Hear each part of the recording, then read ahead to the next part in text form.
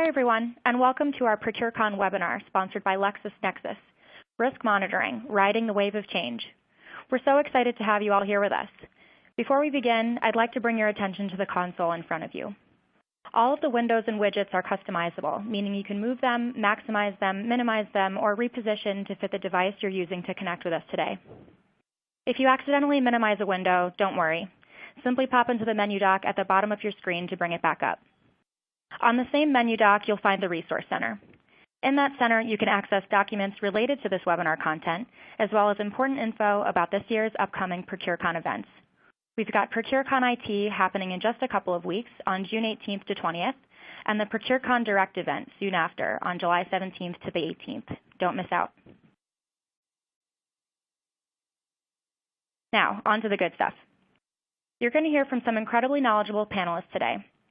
It's my pleasure to introduce Ollie Gall, Head of Global Procurement at S&P Global, Robert Stahle, Corporate Director of Global Sourcing and Procurement, also from Standard & Poor's, and Traci Carbotte, Supply Chain Strategic Sourcing Manager at CBRE. Our moderator for today's discussion will be Powana Burlakoti, Global Product Manager from our sponsor, LexisNexis. We're going to try and save some time at the end of today's discussion for audience Q&A. So please feel free to submit questions from our panelists through the Q&A portal, also on your menu dock. You can submit questions at any time, so please don't be shy. So without further ado, Powana will kick us off with a brief introduction on risk monitoring. Take it away, Powana. Thank you. Hello, everyone. Welcome.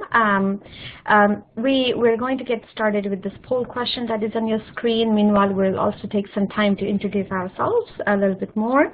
My name is Powana Burlakoti, your moderator for the session today. I'm a Global Product Manager for LexisNexis. My focus is on our Diligence and Entity Insight products, which are our risk monitoring solutions we provide to our customers. My primary goal is to make sure that we understand our customers, our users, and what is really driving them, and deliver a product that meets their needs. I also oversee a team of experts and product managers who help us get to that goal. I focus on our strategy, our overall roadmap, and a growth path for the product. I also engage in thought leadership activities because it's really important to understand the pulse and also know what's going on in the market and in the industry today. So I'm happy today that we have three really great panelists joining us. If you guys don't mind just taking a little bit of time to introduce yourself, I'll start with you, Traci. Just please go ahead and get yourself introduced. Hi, good afternoon. I am Traci Carbotte, and I manage the Supplier Screening and Risk Management Program for CBRE's Global Workplace Solutions operations. I primarily focus on the operations in North America with a little bit of global work in there as well. I have a history in property management, and I've worked in supplier compliance for 10 years, with 5 of those being at CBRE. Prior to that time, I was with JPMorgan Chase on their vendor screening team. Thanks. Wonderful. We'll go to Robert. Hello, this is Robert Stahle. I'm from S&P Global. My job function is as Director of Global Procurement Operations and Vendor Governance. My background is in procurement, supply chain, and sourcing in a variety of different industries. And I'm here today to talk about what I know here, so vendor governance and risk and all that good stuff. And I'll ask Oliver to introduce himself because we're in the same conference room together. Hi, my name is Oliver Gall, Head of Global Procurement at S&P Global. S&P Global's multiple business brands, probably the most recognizable is Standard & Poor's, which is a financially regulated industry. Along with Robert, we are responsible for working with a number of different colleagues in the organization to administer a vast and expansive third-party vendor risk program that I'll get into in a bit more detail, but essentially about ensuring all risk is understood, measured, monitored, and mitigated where possible for all of our third-party engagements throughout the world. Wonderful. Thank you, everybody. So let's see. We've had some time to get the response to the poll questions. So Let's see. Wow, this is wonderful. So 97.2%, right? It is important, and it goes to show, and I'm not surprised to see such high number, because it is increasingly a must-have. It is no longer a luxury. You cannot sit by and wait for some major event to happen and then decide to do some risk monitoring. Some of you might be doing it for all of your vendor base. Some of you are probably just getting started, but you are in some journey to get to the proper risk monitoring, maybe developing some frameworks along the way. But this is very important, right? There is a lot of cost to not doing a good job with the risk monitoring. So we'll just go ahead and get started with our kind of introduction around wave of change. There is a lot that has happened in the industry, a lot of guidelines, a lot of regulations, a lot of mandates that has come into effect, where a lot of the industries are either operating under very tightly regulated environment, or some of those who might not be as regulated have consumers who are very aware and want your business to be run a certain way.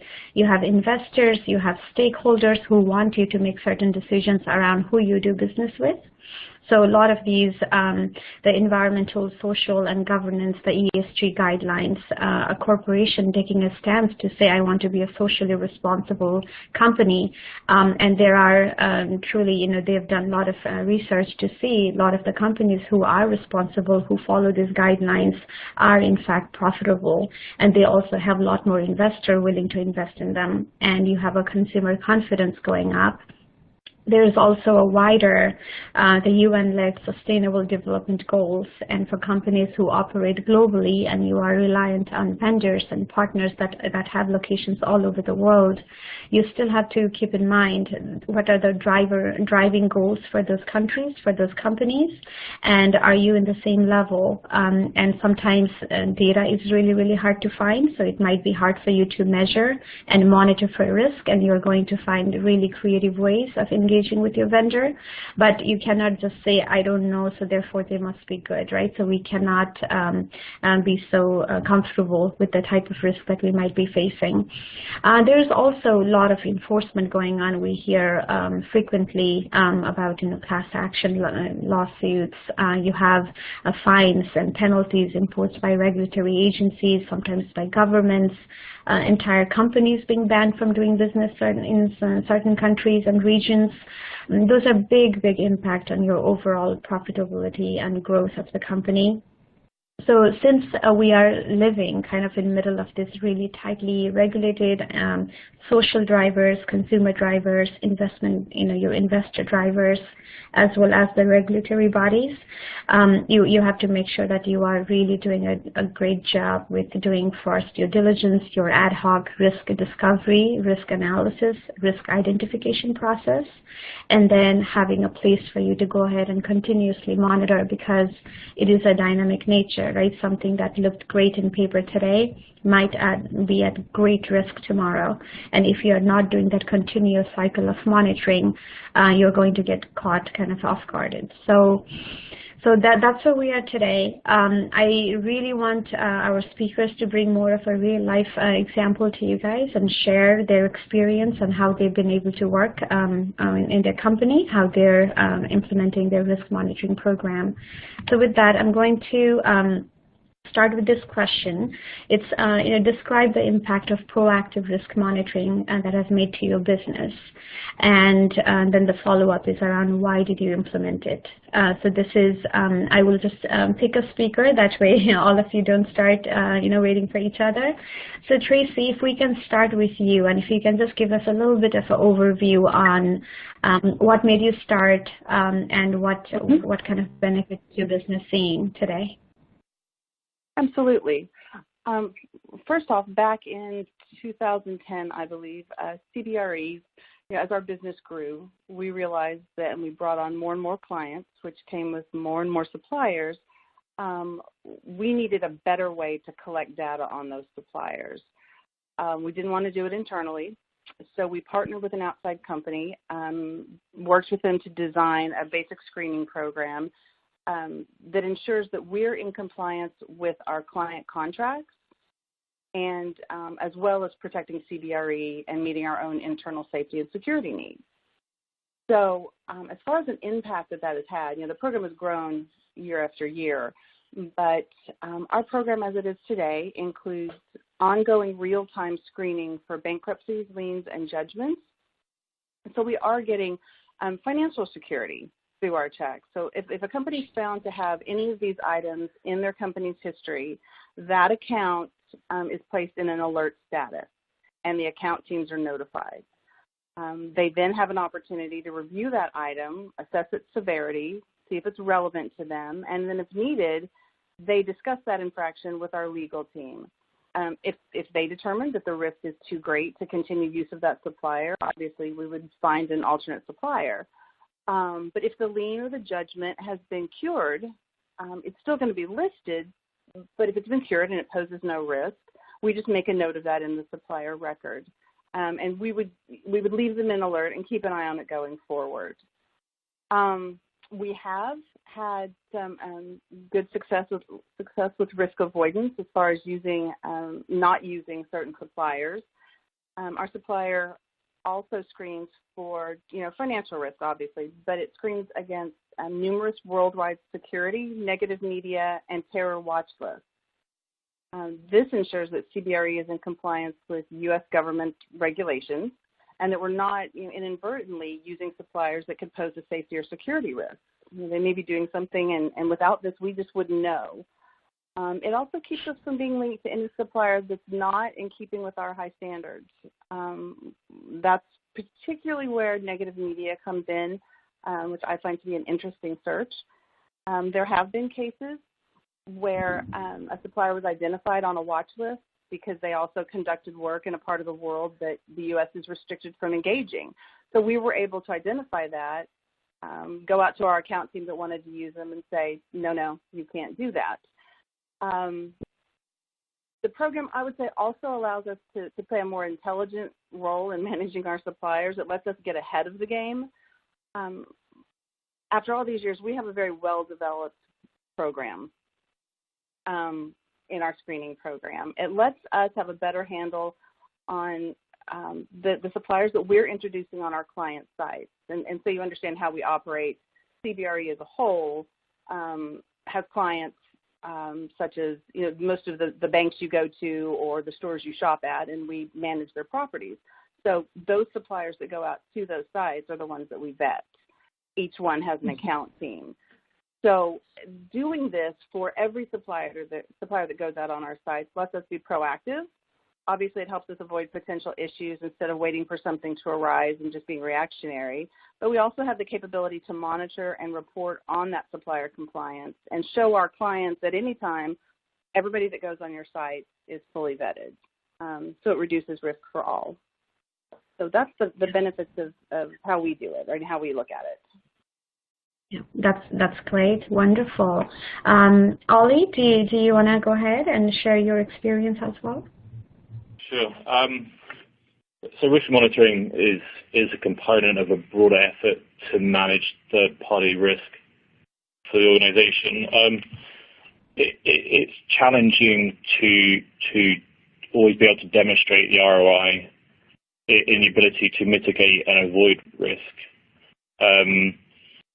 But there are certain circumstances that occur within the world that demonstrates the impact either to revenue or regulatory fines that occur from an ineffective ability to mitigate those risks. And so when we're having discussions regarding investment, whether it's technology or investment in terms of time and personnel to build out processes and procedures, we're always using those two elements as drivers to move ahead with whatever we need to implement. Being a financially regulated organization, and those attendees on the call, I'm sure, will be able to concur with this, that there is increasing scrutiny from the various financial regulatory bodies around the world, with SEC, ESMA in Europe, and MAS in Asia, applying essentially the same principles, which is the need for financial services organizations to have a robust and thorough understanding of the risks that third parties present to them before they enter into relationships with them, and then after that point in which the contract is active. And that drives a lot of what we are attempting to do. You see certain companies who have fallen foul of those regulators and the significant punitive fines handed down, which in itself, for a financial service organization, is sufficient ROI to ensure we have robust third-party management and monitoring processes in place. The other element that there is direct correlation of benefits is in our insurance premiums. Every year we sit down with our insurance brokers for an entire day, and we have very detailed discussions about multiple aspects of our organization, including our ability to manage and mitigate third-party risks, and that directly correlates into the premium fees that they charge us, because it's their assessment of our ability to prevent those risks from ever occurring. Wonderful. And Robert, do you want to chime in a little bit about, from your perspective, what kind of impact you're having in the business? So the impact on the business, there's a lot of pros, but there's also a lot of repercussions and ripple effects, right, of implementing such a third-party risk management program and ongoing monitor process. So our most noticeable impact of that is from the end user standpoint and the business's standpoint is things take longer. Things from onboarding to performance management to a lot of the aspects that maybe was done on the back of a napkin, Excel sheet, or didn't happen at all previously that are happening now, that those things take time. And so one of the biggest impacts on our program, which is still fairly young at only 2 or 3 years old, is, well, if what used to take me a week is now taking me 2 weeks, or what takes 3 days now took me an hour before, whatever it may be, there's time impacts on how long things can take. And from the business's point of view, they're not seeing maybe those benefits at a higher level to, reputation or avoidance of risk, whatever you want to call it. They're just seeing the time impact. So one of the things I would say in rolling out a risk management or monitoring program is to be prepared for pushback from your business and your stakeholders, saying exactly what I'm speaking to here. Why is it impacting adversely our timelines? And they're not taking it into their project management timeline. So for a while there's going to be some change management needed to ensure that your project managers are taking extra time into account for these third-party processes that used to be very quick or quicker will take longer. So they have to build that and bake that into those project planning processes and the agile process, where historically that wasn't there. It will be in the future. You have to make sure that's accounted for, and that'll help mitigate the impact on your organization on the negative side. So okay, so Go ahead, Robert. Sorry. Oh, yeah, I was just going to continue. Do you have a question on that, or should I continue the next point? No, we do see a lot of questions coming through, so I just wanted to let the audience know that we will get to all of those questions towards the end of the session. So sorry for the interruption, Robert. Can carry on? Yeah, sure. Another impact is once you implement these programs, you're going to have a lot of information, a lot of details and data coming in that previously you didn't have. So another big impact on the organization is, so what matters? Coming up with good ways to generate reporting on turnaround time, risk avoidance, risk levels, measuring ongoing monitoring performance, SLAs, all those things where you come up with a good process and implement a program. Actually showing it and reporting on it is another key challenge that you'll find, especially in the first couple of years of generating those dashboards and having that visibility. You're going to have too much data, not enough time, and have to prioritize what's important to you and your organization so that you're only showing the most relevant information. We talked already about adverse events and monitoring what the benefits would be. Obviously, there are many, and I'm sure some of the future questions can go into more details on that, but I know that we have a lot coming in. We don't have a lot of time, so I'll close with that. Yes, yeah, perfect. I did have a question, a follow-up on that, Robert. When you talk about having a lot of data and having to prioritize, do you find yourself or your team in a situation where you have to explain back to your stakeholders why certain data points are more important than others? Not exactly, no. It's more they're telling us they need to know something, and we have to find a way to answer those questions with the data at hand. And a lot of that data can obfuscate the situation and make it confusing. So you have to be very careful what data you use to answer those important questions. Usually the business, the regulatory bodies, and your strategy will kind of inform what's important to you. And then you have to take the data that you have to help answer those questions, or in some cases, combine or come up with new metrics to measure something that you've never measured before. All these things happen when you come up with a new program like this. Yeah, definitely.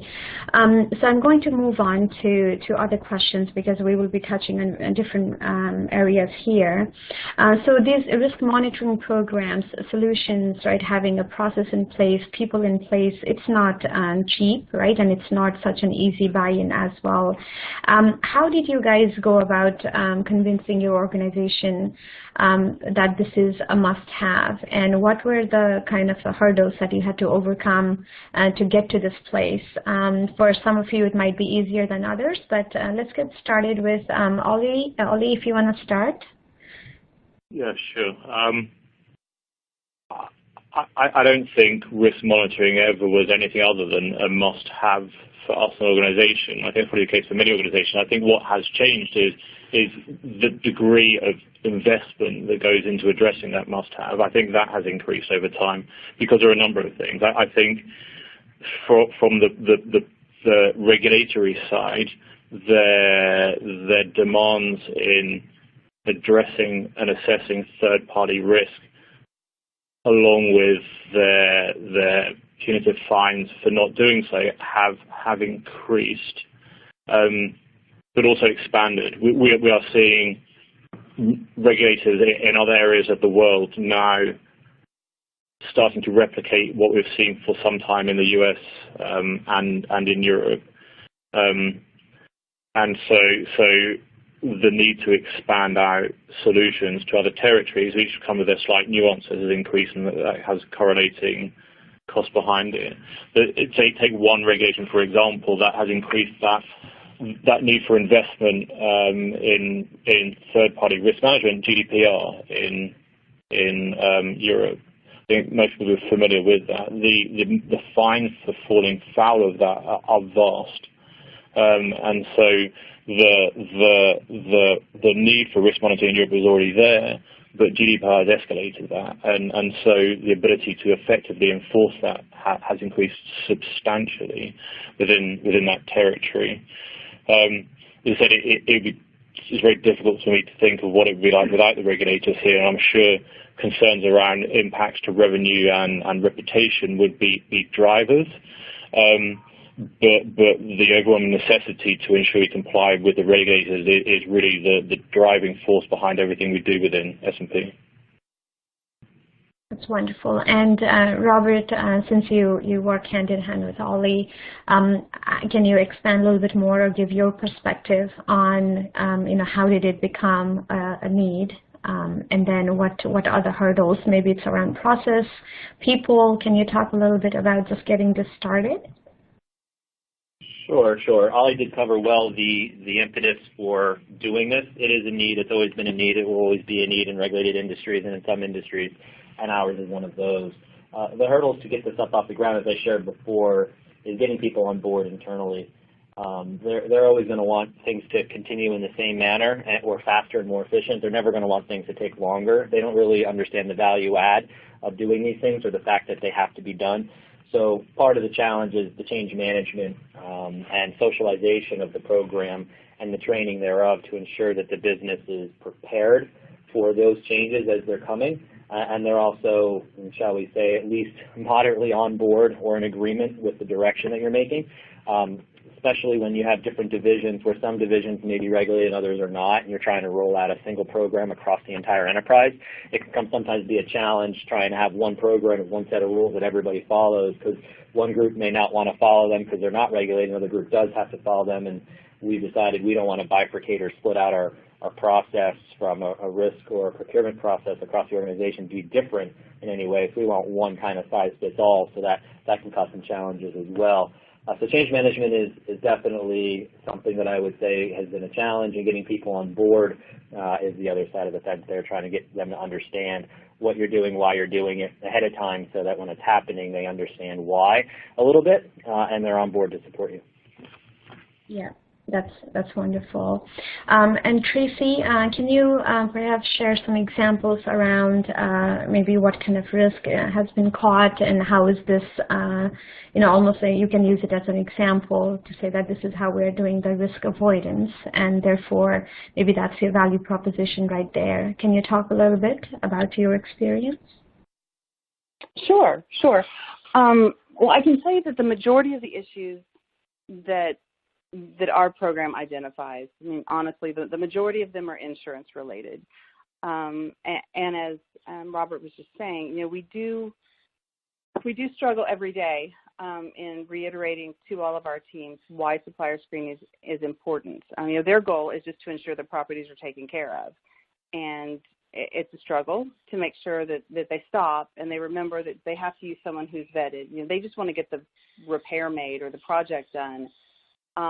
That's their priority. So I often feel like the gatekeeper, but I think it's vital that they are reminded and that they know why it's important. So we do point out, look at the things that our insurance program has caught. We find suppliers every day that the account teams want to use and they want to contract with that are vastly underinsured. This gives us a chance to either find a new supplier or work with a supplier to give us what we're asking for. We have limits for a reason. They've been designed with our legal teams to provide the protection we need, not only to us, but to our clients. And if we stop and say, look, this is what we've caught before, accidents do happen, it does carry a little more weight. We also have a really robust health and safety screening. It's part of our regular screening. We also catch a number of suppliers that could pose above average safety risks. All suppliers have to complete and pass our safety questionnaire. If the supplier if their answers to that questionnaire don't show that they meet our requirements, we're then able to refer that questionnaire to our health and safety team, let them evaluate the service, see what the supplier is going to do, reach out to them as needed, and either help them further develop their program or say, okay, based on what they're going to do, we're okay with that. Their program's adequate for what they're going to do. But there are often times when we have to tell the teams, no, you can't use them. They just don't have the safety rating that they need. So by being able to point out real world incidents where either things have happened or the insurance that we've caught or real solid examples of those risks, I think for us carries more weight with the accounts than just showing them the program, if that makes sense. Yeah, it does, and it's good to hear, right? So you're taking almost a partnership approach as well. So when some of your vendors are not meeting the requirements, right, there is a real drive to expose the data that you need and the levels of the standards they need to meet to be a supplier, a customer. So that's wonderful. Yeah, I'm going to keep a quick time check and then get to our next question, because this is, I think, something that's hot in everybody's mind. And we keep talking about the ROI, and we immediately get to the number, the percentage, usually in a quantity based. But I wanted to give an opportunity for our panelists to share. There is a way to describe value beyond just maybe the ROI calculations. Maybe it's qualitative, maybe it's something that you cannot measure easily, but you do have a way of providing some kind of value back to the organization. So if you guys don't mind, and I'll start with Ollie, can you just give us some examples around what kind of impact and how are you actually demonstrating that you are providing value to the organization? Sure. It comes back to the theme that's been through all of my answers, but I'll expand upon some other elements. Like I said at the start, that it is challenging to demonstrate the benefits of the things that don't happen, and the consequence that happen is the very efforts you've made to mitigate them. That's challenging, but all you have to do is open the paper or read your different industry journals to see the impacts either on revenue or reputation or from regulators, from competitors or other organizations that haven't been successful in mitigating the risks as motivation to at least look at this. From the financial services perspective, we have a little choice but to address it and to address it well. This is something which financial services organizations across the world are challenged with, because, as I said, the need to address it is becoming a demand from regulators across the world, and all of them have slightly different requirements upon us. So we can't simply just scale the process. We have to address it, scale it, and adapt it to the needs of the new regulatory requirements. But what we do know, and again from seeing the fines handed down, that the inability to effectively do that is met pretty sternly by the regulators with significant fines, and that in itself is a strong ROI. And again, the insurance premium cost, I think just anecdotally, the sophistication of threats, the complexity of threats that are being experienced is increasing, and the potential for things happening comes alongside that, and insurance companies will factor that into their evaluation assessment of the premiums to charge you, and your ability to mitigate them is a way to keep down those insurance premium costs.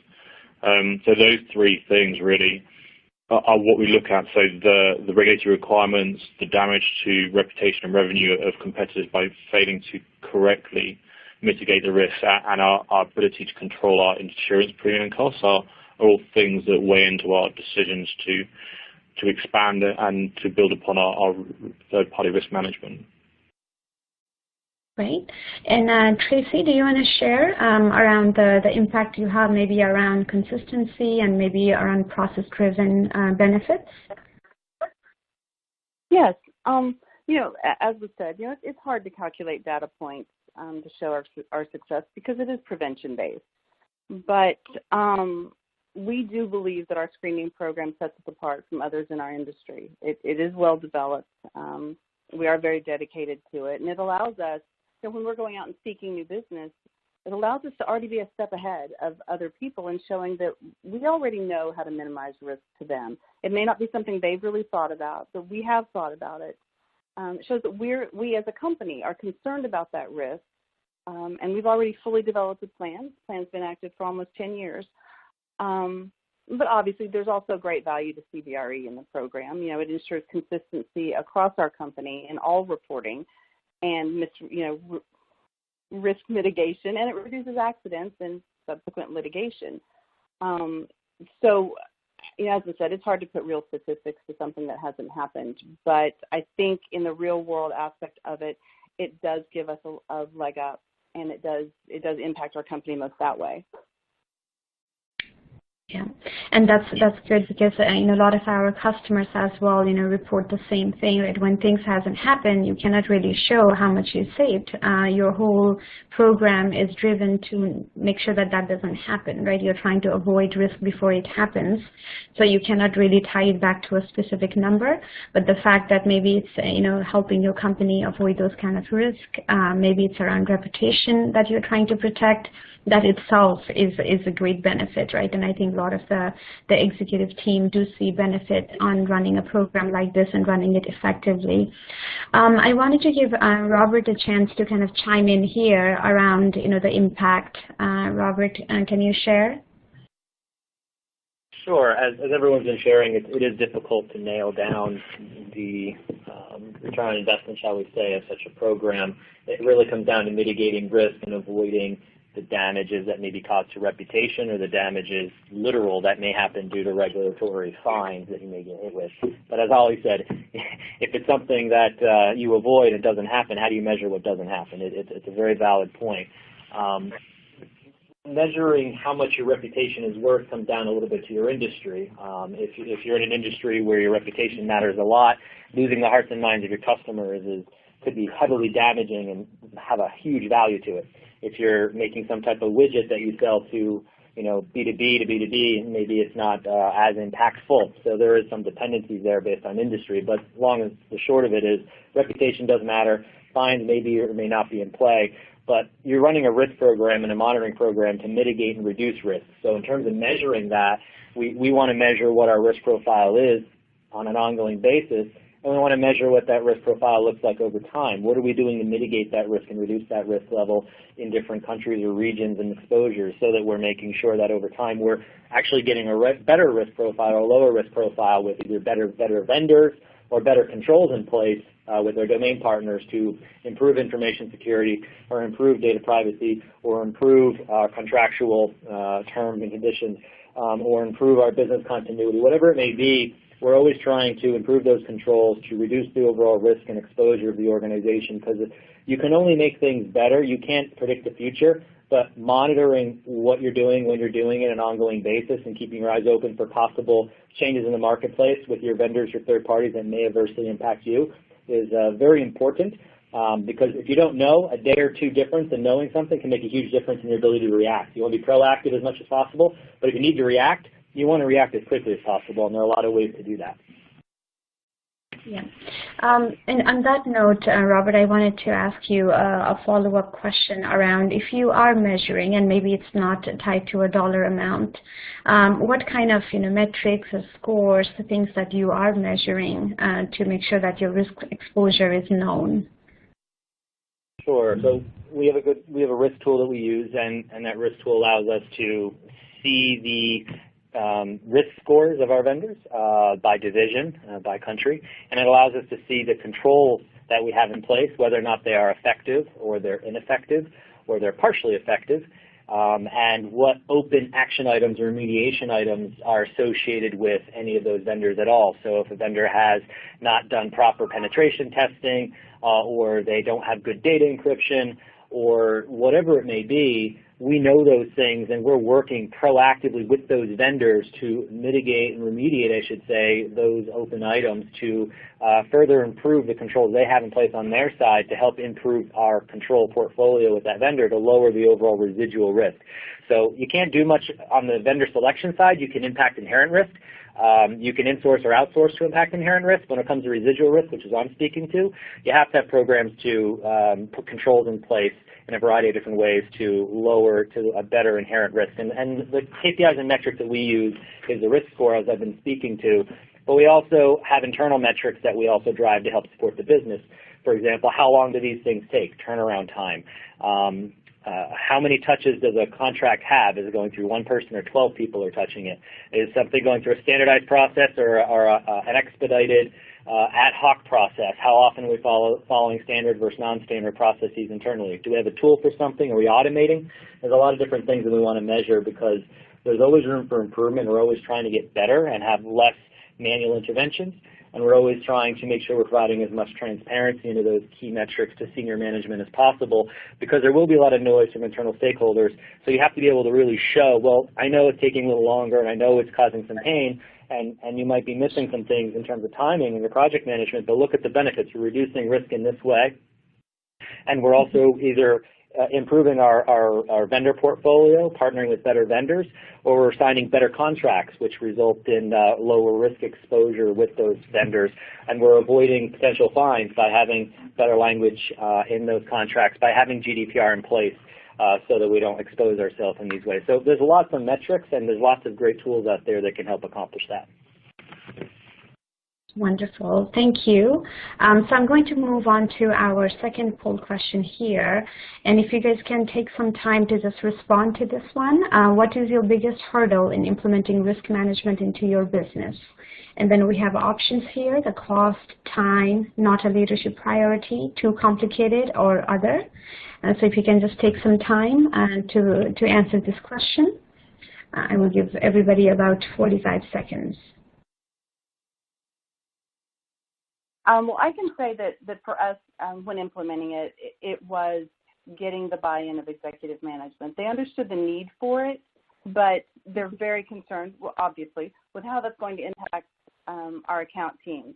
You know, supplier compliance is not their only job, so it can't take a significant amount of time. So we end up reporting on that heavily. That was the biggest challenge. And then convincing the account teams that they need to slow down and do it. I would say that has definitely been the biggest hurdle. Yeah. All right, so let's see. I'm just trying to be mindful of the time here and see if we can move on to the poll results. So those of you who are still filling out last minute, I'm going to give about 5 seconds and then go to the results. All right. All right. All right, so very interesting spread here, and time. A lot of you mentioned, right, it takes time because you might be introducing processes that slows down, and your stakeholders might be in a rush to meet their own goals, and just the risk management is not a priority for them. The second one is not a leadership priority, which is very interesting to see.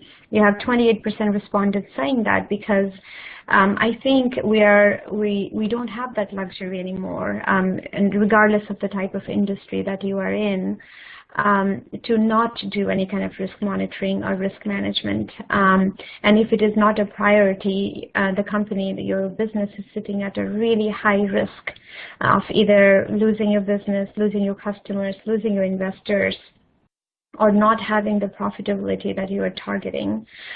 Sometimes we also see it's not a priority in terms of investment. So it does take your dollar amounts as well as people and staffing to ramp up to run a really effective program.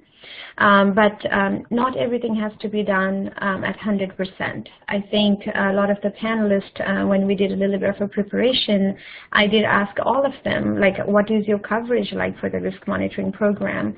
And I think it would be not too much of a stretch, and you guys, Oliver, Robert, Traci, you can help me out here, that you can start small with a very small percentage and then increase your investment over time.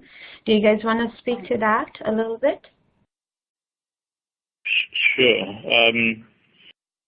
Just an observation on the time. It is as Robert outlined at the start, a challenge that we do face internally with our stakeholders. That the implementation of these things is both time-consuming, but the process itself often adds time to get things done, whether it's a deal or a project implemented, and that's not an easy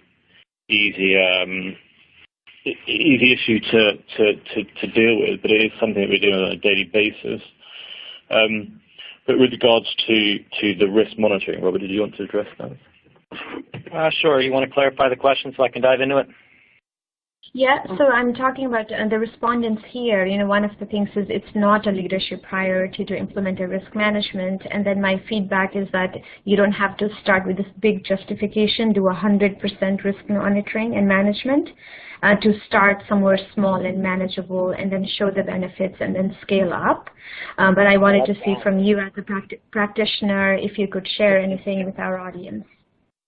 Yeah, that's very challenging. It's not like procurement where you start small, you can get some good cost savings, and you can then say, well, I need to expand and get bigger and bigger and bigger. It's not like that for your risk monitoring. You're not going to have a big thing where you can say, well, look, I risk monitored this situation, so I saw this oncoming issue and avoided it, and our reputation is so much better now. Because it's really not like that. You really need to get senior management buy-in, and I'm not going to say it's everything or nothing, but it certainly isn't a small piecemeal build it up. You can do some small components of it that don't have resource requirements or don't have large costs, but the minute you're going to ask for money or people, and you're going to try to build up to justify that with anything but risk mitigation and an understanding that that has value beyond just the dollars, it's not easy. So I would say no, it's not easy to do what you describe and build it from the small pieces up. I think that is very challenging to do, and I've never seen it done successfully. Not to say it couldn't be done, but I think it's much more likely to be successful if you have senior management buy-in and you have an external force driving it. Companies tend to like getting, a couple $1 million fines or a couple $1 million fines first, and they go, oh yeah, maybe we should address this. That's typically how it happens, unfortunately, but lesson learned. Yeah.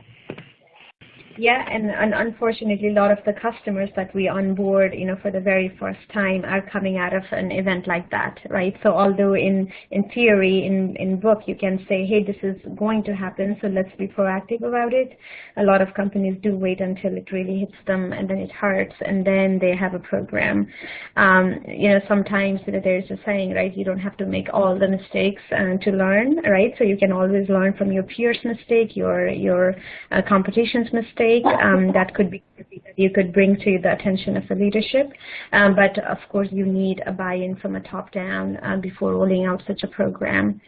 So I thank you very much. I'm going to go to our kind of takeaways. This is a conclusion slide before we get into our Q&A.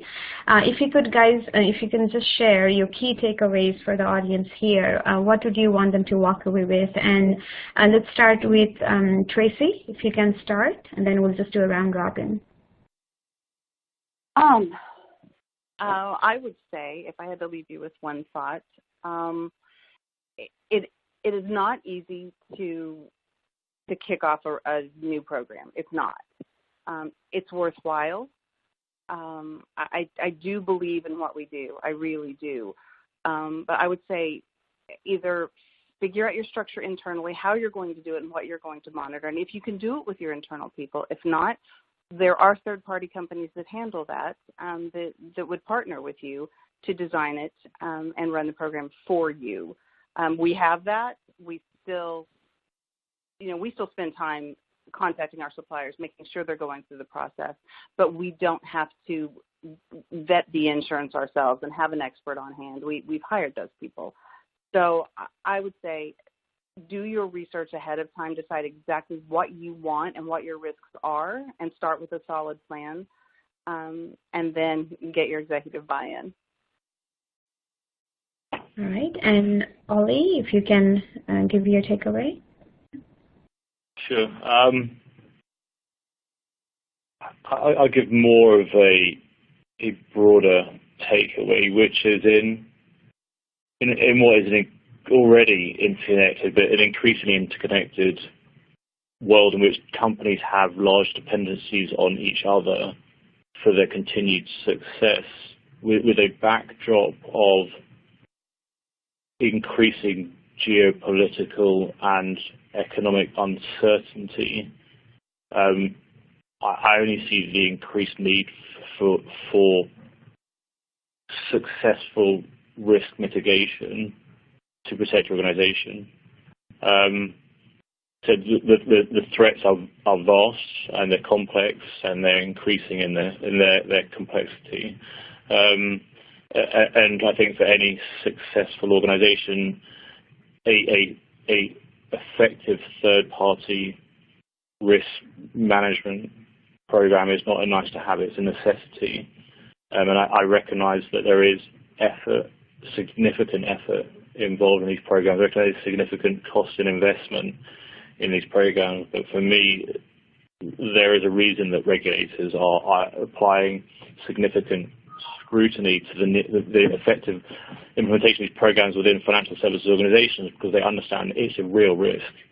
And as a consequence, we need to address that. But I would suggest those risks exist for companies outside of financial services as well. Okay. And Robert, your final takeaway? Sure. I would agree with everything everyone else has shared as their final takeaways. I would only add that the level of importance does vary a little by industry and what you're doing. If you're in an industry where there is no regulatory body, you don't have to worry as much about fines. If you're in an industry where your reputation doesn't matter much, well, that matters a little bit less. And if you're in an industry where you're not actually buying a lot of third-party services, then selecting the right suppliers may matter less still. But let's be honest, most companies hit one of those three things or all three like we do in financial services. So it's very important to measure your risk, monitor your risk, and mitigate your risk over time to inform internal decisions on what you outsource versus what you insource, to inform internal decision-making on which vendor you're selecting so you get the best partners and the best quality and the lowest risk exposure. And you're also empowering your internal stakeholders to help make some of those decisions.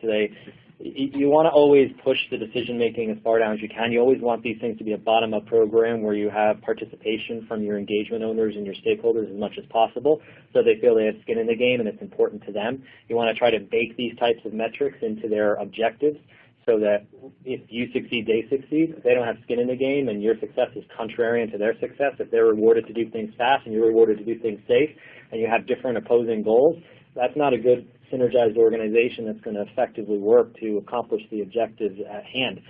So you have to align your objectives throughout the organization. You have to make sure it's in your strategy, and you have to make sure that senior management is on board with that strategy as well. Top-down and bottom-up is the best way to address this. If you're just trying to drive it one or the other, it won't work. And usually these things don't come bottom-up. They're almost always top-down.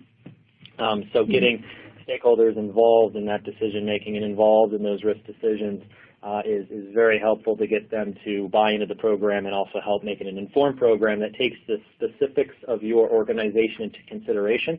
One size does not fit all.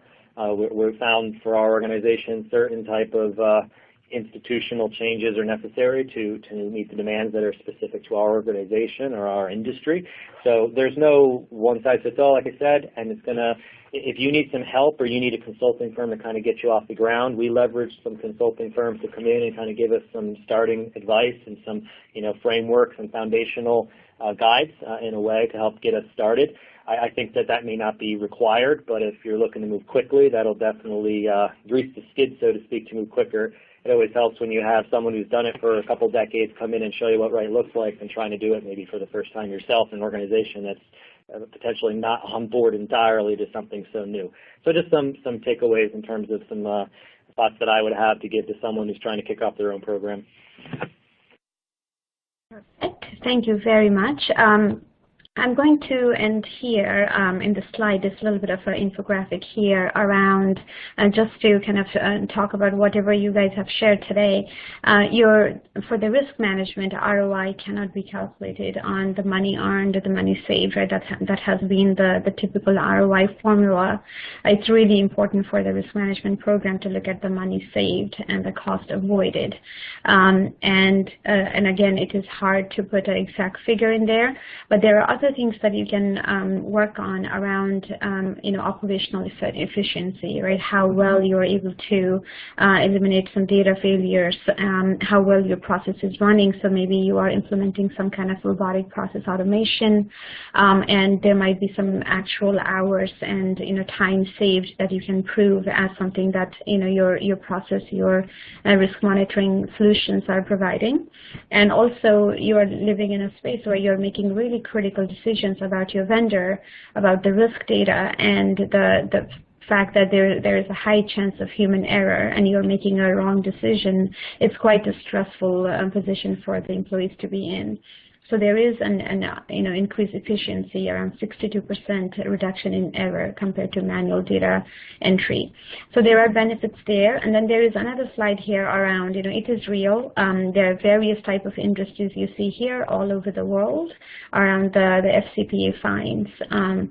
You're looking at $1.7 billion for Petrobras, and that was a recent one for 2019. And then you have, $965 million, $850 million. These are all publicly available information, right? None of this is secret. It does a big damage financially, of course, but also reputationally to the company, and it takes a long time to recover from some kind of impact like this. So I'm going to leave this with you guys, and I think you will also get this PowerPoint as part of your presentation, so you can dive a little bit deeper into the infographic here. Finally, as we're concluding and getting into the Q&A, there is a question here for you guys to respond. There will not be, the results, but if you do want to learn more about saving 40% in our LexisNexis diligence and risk monitoring solution, please put in your answer here, and somebody from LexisNexis will be contacting you. With that, I will leave this open here, and Jackie, Lisa, I think, Jackie, you're moderating the Q&A. Yes, hi. Thanks so much. It was really awesome to hear this discussion. So I think while we have you guys answering that poll question, I'm going to start with some questions from the audience. We had a follow-up to that ROI discussion.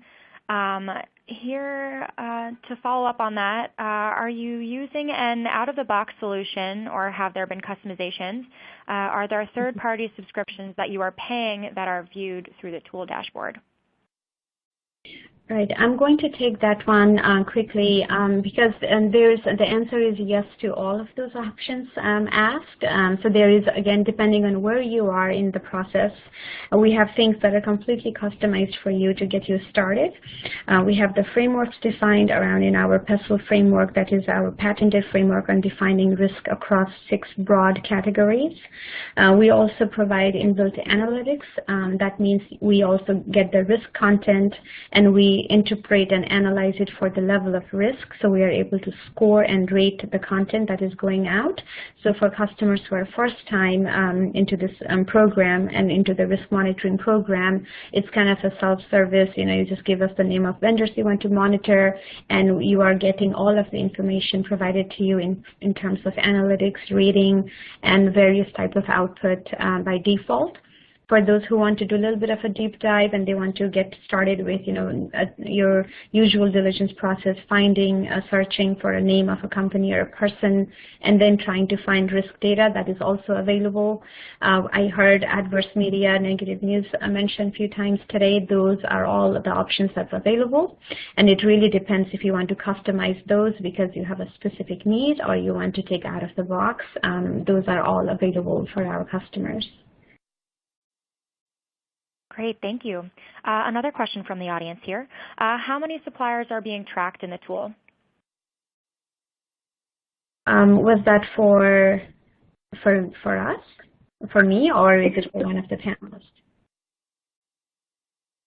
I suppose whoever can jump in and let us know. Okay, so maybe I'll give you kind of an example because I sit in a position where I'm not a practitioner, but I do see our customers who are practitioner managing. We see anywhere from 500 suppliers being monitored on an ongoing basis up to a few thousand. It's really depending on our customers' supplier base and also their tiering system. Sometimes they only choose to monitor tier 1, tier 2, and not all. And to that end, I can tell you, because we screen everyone that goes onto our supplier sites or provides product, we at CBRE are currently screening about 12,000 suppliers. They're going somewhere through the system. From S&P side, we have a filtering process for understanding the risk a supplier may pose to us. So every single supplier go through some form of risk screening, but they're then graded as to the risk profile. Only those risks suppliers identified as high risk then go into the tool, which is about 500 suppliers for us. Great, thank you. Here's another question. How do you determine which suppliers require initial risk review at onboarding and then additional recurring risk monitoring over the course of the relationship? I believe this is for the panelists. Sure, I can jump in because it's kind of build up on that last question that we have. In fact, Robert's probably best to answer this about our tiered risk assessment. We have three. So there's two different questions here. Tiered risk assessment versus risk assessment levels. We have 3 risk assessment levels. Is the question about how we tier the risk or how we use different lines of defense and risk levels to mitigate them? And we determine which suppliers require initial risk. All right, got it. So it's kind of like how we use our gating that comes. So we have what's called a materiality assessment. And a materiality assessment is a group of simple yes-no questions. And the engagement owner who's outsourcing or purchasing such an activity or service answers those 6, 7, 8, 9 materiality questions to determine if it's risk relevant. If they answer any of those, criticality or confidentiality or other types of questions with a yes to one or more of those materiality questions, then it's considered a material engagement and a material vendor, and it then goes on to the second level of risk. The second level of risk is an engagement risk assessment where we use a survey and go through a whole bunch of scoring and risk scoring to figure out the inherent risk. And if the inherent risk of any of the risk domains is high or very high, we then have a third level of risk, which does a domain partner assessment where we determine if there's any controls in place to help mitigate that risk to inevitably figure out the residual risk at the end. Does that answer the question, or should I dive into more detail? Thank you.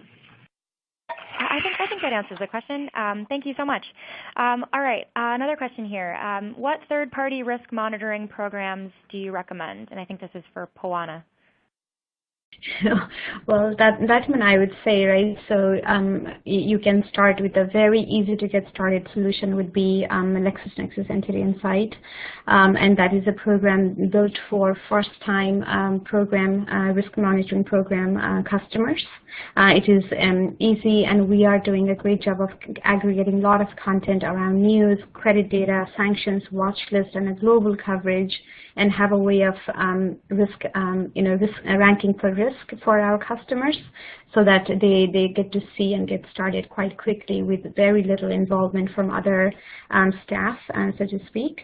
So that's one, but kind of it's a plug, at the end, shameless plug. But I would definitely say check it out, any of the available materials that we can provide, and get yourself educated.